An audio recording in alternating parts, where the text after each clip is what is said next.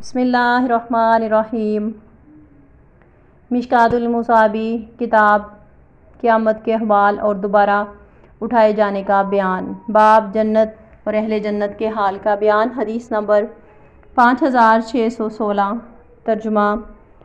ابو موسیٰ رضی اللہ تعالیٰ عنہ بیان کرتے ہیں، رسول اللہ صلی اللہ علیہ وسلم نے فرمایا، مومن کے لیے جنت میں ایک خولدار موتی کا خیمہ ہوگا جس کا عرض، ایک اور روایت میں ہے اس کا طول 60 میل ہوگا۔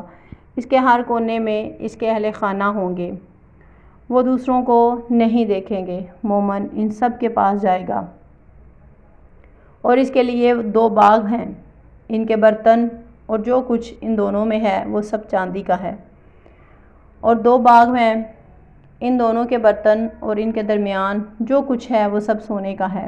اہل جنت اور ان کے رب کے مابین صرف کبریائی کی چادر ہے جو کہ سدا بہار جنت میں اس کے چہرے پر ہے۔